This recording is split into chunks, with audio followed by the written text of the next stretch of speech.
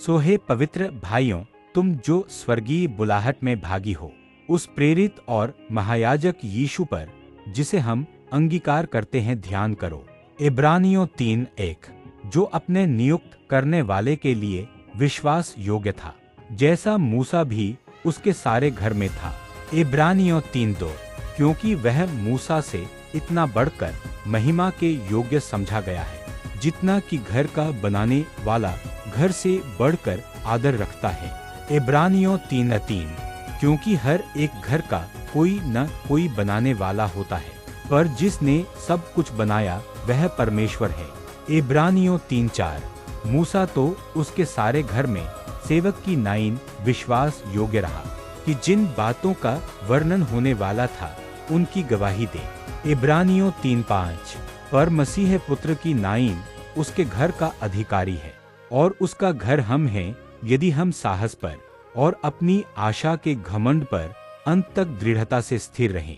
इब्रानियों 3:6, सो जैसा पवित्र आत्मा कहता है कि यदि आज तुम उसका शब्द सुनो। इब्रानियों 3:7, तो अपने मन को कठोर न करो, जैसा कि क्रोध दिलाने के समय और परीक्षा के दिन जंगल में किया था। इब्रानियों 3:8,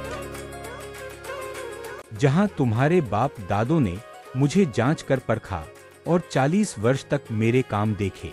इब्रानियों 3:9, इस कारण मैं उस समय के लोगों से रूठा रहा और कहा कि इनके मन सदा भटकते रहते हैं और इन्होंने मेरे मार्गों को नहीं पहचाना। इब्रानियों 3:10, तब मैंने क्रोध में आकर शपथ खाई कि वे मेरे विश्राम में प्रवेश करने न पाएंगे। इब्रानियों 3:11, हे भाइयों, चौकस रहो कि तुम में ऐसा बुरा और अविश्वासी मन न हो जो जीवते परमेश्वर से दूर हट जाए।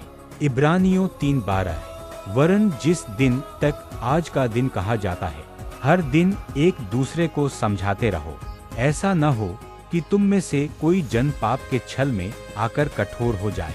इब्रानियों 3:13, क्योंकि हम मसीह के भागी हुए हैं, यदि हम अपने प्रथम भरोसे पर अंत तक दृढ़ता से स्थिर रहें। इब्रानियों 3:14, जैसा कहा जाता है कि यदि आज तुम उसका शब्द सुनो तो अपने मनों को कठोर न करो, जैसा कि क्रोध दिलाने के समय किया था। इब्रानियों 3:15, भला किन लोगों ने सुनकर क्रोध दिलाया? क्या उन सब ने नहीं जो मूसा के द्वारा मिस्र से निकले थे? इब्रानियों 3:16, और वह 40 वर्ष तक किन लोगों से रूठा रहा? क्या उन्हीं से नहीं जिन्होंने पाप किया और उनकी लोथें जंगल में पड़ी रहीं?